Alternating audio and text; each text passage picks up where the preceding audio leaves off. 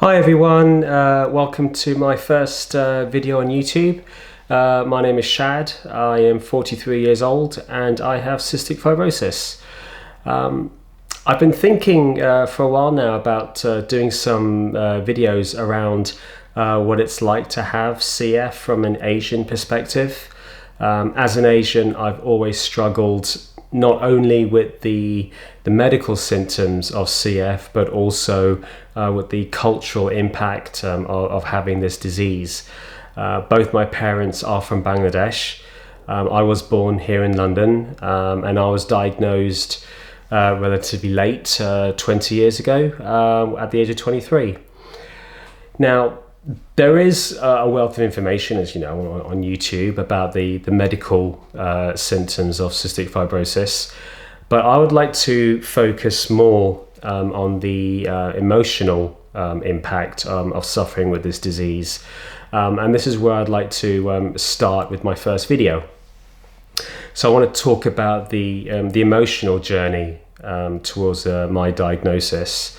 And in the next video after this, I would like to give my perspective on what it's been like growing up as an Asian adult with CF. Huge spoiler alert, there is a lot of stigma. Now, my mother told me a long time ago that when I was born, the doctors had expressed concerns about my breathing. But unfortunately, they didn't follow up on it. I do remember, at least from the age of 6, that I had frequent chest infections and I was on the underweight side. The GPs that my family had signed up to over the following years, they would just prescribe the same antibiotic. I think it was called amoxicillin. The liquid version, which I had when I was a child, it would taste very addictive. It was really good. And I remember the bottle would be on the top shelf in the fridge, out of my reach. And I would be given 1 teaspoon because that's all I was allowed, but I always wanted more. And I would be given this antibiotic repeatedly, but no doctor ever told me or my mother that I'd one day be immune to them due to the prolonged exposure. And we're talking years of being on the same antibiotic.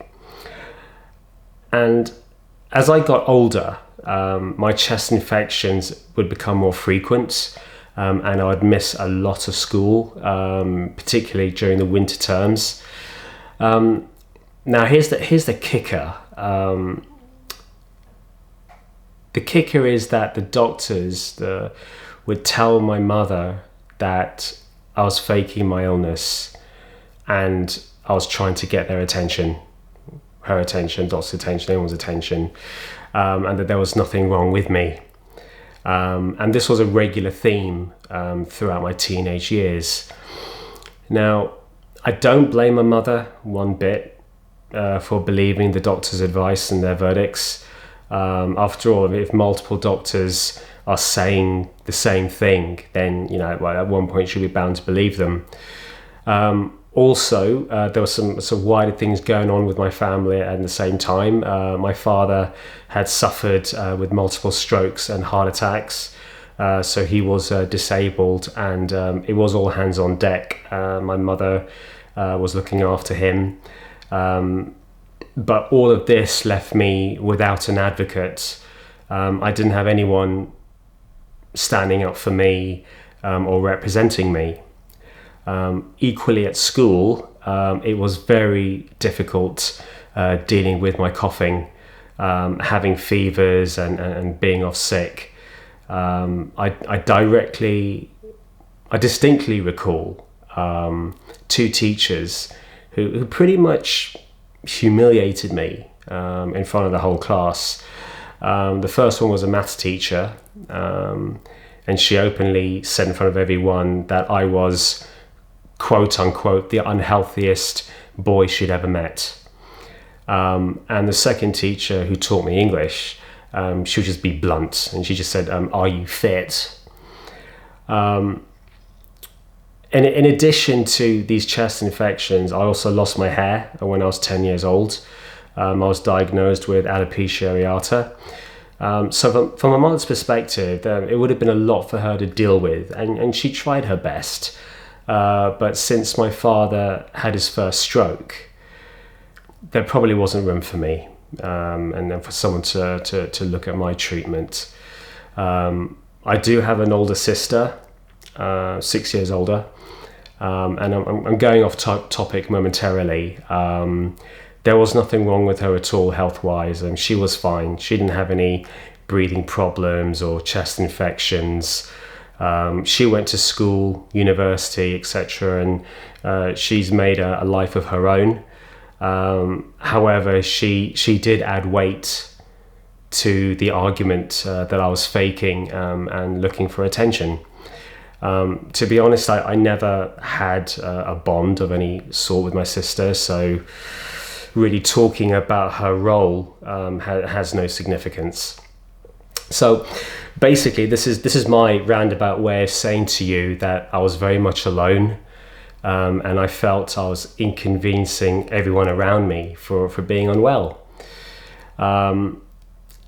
I'm sure you've seen memes on the internet where there's a student in the classroom and he's trying to suppress his cough, and his face is bursting to explode because he's trying to hold his breath and his cheeks explode and he's trying really hard not to cough.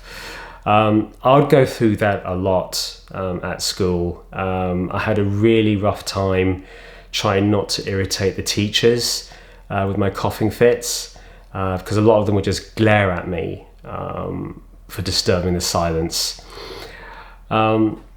Just to give you a short example of a low point I reached at school with my chest infections, I had a really bad experience during my German GCSE listening exam. Now, at the time I had a hearing problem, so I was allowed to listen to the German recordings on headphones, and everyone else in the class had to listen to the audio on a cassette deck. Now, I didn't realize at the time that when you wear earphones, you can cough louder than if you didn't wear the earphones. So I was coughing a lot that day, and the students had asked the teacher to tell me to stop coughing. Now, my reputation took a heavy nosedive after that day, because I was accused of ruining their chances of doing well in the exams, and that rumor spread throughout the whole year. Another student said out loud in front of everyone and the teacher that I should quit smoking because my chest was so loaded with mucus, and apparently I sounded like I had smoker's cough. Obviously I didn't smoke, but if that's what they said I sounded like, well, who am I to argue? So again, this is another way of me saying to you that there was no empathy or attempt to understand from the school, from the student, from the teacher, or the doctor about my health. It felt like it was a case of survival of the fittest. Now, let's be honest. Maybe it would be asking a lot for my fellow classmates to understand, but they were brutal. They really were. Teachers, well, they weren't particularly sensitive when I lost my hair and missed chunks of lessons because I had to call in sick. But the doctors, now them, I guess they were the ones that I would look towards for help and support, but it never came. Now, I guess on a positive, I didn't for 1 minute think that I was faking my illness, that I was trying to get attention. But that battle I was having made me feel very, very lonely because no one was listening. Another fun story, as I was getting older, my weight was plummeting, and the word skinny was being bantered a lot around me. I had a really good school friend when I was maybe 8 or 9 years old. And it was during the summertime when it was really warm, and we started wearing shorts as part of our uniform. I wore shorts on the day, and I distinctly remember that friend. He screamed out loud in front of everyone, "Oh my God, look how skinny he is." Would you believe me if I told you that ever since that day, when I was 9 years old, because of that friend and that humiliation, I never wore shorts in public. Even today, my face and torso do not reflect how skinny and underweight I actually am. People can't tell how underweight I am, and I prefer it that way. Although I'd love it one day to wear shorts again outside in public and not care what other people think. But that's work in progress. Now, I didn't just see GPs from the medical service. I also saw hospital doctors. There was one event early on when I saw a respiratory hospital doctor, and there were others in the room. Maybe they were students, and I was asked to blow into a spirometer, and I blew as hard as I could into that device multiple times.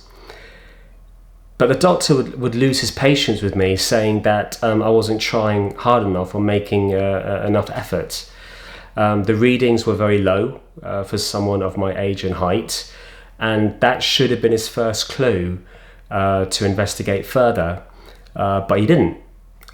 Instead, he just grabbed the spirometer from me, got irritated with me, and I think my mother subconsciously took his side. Again, I don't blame her for any of that. But after engaging with maybe 2 or more hospitals, I ended up where I am today, at the Royal Brompton Hospital in South Kensington, at the age of 23. My mother and I saw a registrar in the respiratory clinic there, and that doctor also insisted that there was nothing wrong with me and that I just had a mild chest infection. My mother insisted that we get a second opinion. Ironically, I was referred to a clinic on the other side of the corridor in the same hospital. There I saw a Professor Hodson who ordered a sweat test.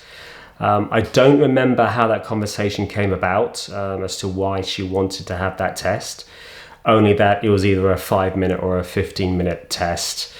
I was then admitted into an open ward at the time. They didn't have individual wards, so it was just more open and mixed.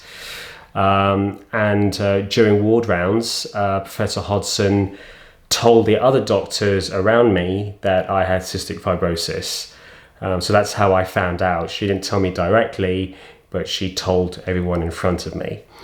Now, apparently, the chloride levels in my sweat were very high, which was a key diagnostic feature of cystic fibrosis. And I now know, recently I had a genetic screen test done, and I've got an atypical mutation of CF. Now, after this discovery, the doors opened to additional services at the Brompton, mainly physiotherapy, and this was my first awareness of lung clearance and nebulizers. I can only imagine the difference in my life if I knew about the importance of clearing my lungs when I was younger. I may not have been so disruptive at school. I may not have, annoyed my teachers and my fellow classmates. I may not have had to put up with accusations of faking my illness from doctors. I think I would have managed my health better, and I may have had more support from the doctors. So how did this diagnosis make me feel? I can't actually remember how I felt at that time. At that time, my father had recently passed away, and I had lost my place at university because I found it extremely challenging keeping up my attendance because of my health and my chest infections. I was studying maths and management at King's College London, and to this day I harbour huge regret about losing my place there because of, it was outside of my control. There was a lot going on and it was just taken out of my hands. I didn't really have any doctor at the Brompton walk me through what it meant to have CF, or what I could expect. Maybe it felt like I was on a need-to-know basis. There was a doctor though in the CF clinic who told me that I would not be able to have children. And my only memory of that was being on the tube on the way home and just crying. I felt claustrophobic, anguish, and yeah, loneliness, like the walls of the world just closing in on me. I thought by telling my friends and my extended family that I had CF, that it would help me. I had no idea that my life would change for the worse by telling them. Again, spoiler alert for my next video, but that knowledge was ultimately used against me, certainly by my Asian friends. As far as I'm aware, I'm the only one on both sides of my family to have CF, and I really do feel like the black sheep of the family. Was I glad at the time that I finally had a diagnosis? And I've been thinking about this one, and I would say yes, because then I could confidently stand up and say that I wasn't faking. I actually had by chance an opportunity to inform one of my past GPs of the CF diagnosis, and I wish we had the technology at that time where we had the phones with the video recording capability, because I'll record his expression. I just want to show it to you. Because all he said to me was, "I don't believe you. You're lying. That's rubbish." No hint of sympathy or compassion. Nothing. Didn't even ask, oh, well, what's the future plan now? I mean, what treatment are you going on? Oh, who's looking after you now? You just completely dismissed me out of hand.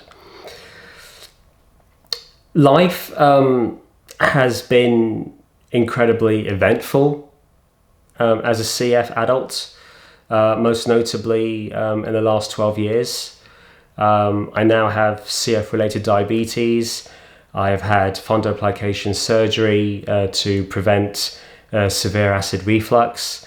I've had a feeding tube or a peg put in, and I've had a fair few number of admissions for IV antibiotics. I've had maybe half a dozen sinus surgeries. I dread to think, to be honest, what would have happened if I hadn't been diagnosed and I was at the mercy of those doctors and GPs from my past. I appreciate that, the CF gene wasn't diagnosed until the late 80s, 89, but it's one thing to say, we haven't diagnosed you, we don't know why you're feeling these symptoms, and I probably would have accepted that. But the way I was treated was completely different, and that was pretty horrible. So I'm in a weird way, I'm thankful that I did get diagnosed. Yes, it was late, but this is the reason why I wanted to film this, to share my experiences. And I don't know if this will resonate with anyone else who's in a similar position, but I was quite keen, because I don't actually have anyone to share this type of story of my experiences with. This is another reason why I wanted to film this and put this on YouTube. So that's my story, guys, of my late diagnosis. It was a long journey from the age of 6, and countless accusations of faking my illness and being bullied to a 5 or a 15-minute sweat test that diagnosed me with CF. So yeah, then that's it. It's been awesome. Thank you so much for listening. My next video, as I mentioned earlier, will be about the social and emotional impact of CF from an Asian perspective. You may be wondering, why does it make a difference whether you're Asian or not? I mean, surely CF is the same. And if you are wondering that, being Asian with CF has been really, really hard for me. Complete lack of support from the community. Yeah, it's been very difficult. But I'd love to be able to share that with you and just give you some more insights. I look forward to continuing my story with you. So once again, thank you for listening, and take care, and I'll see you again soon. Bye-bye.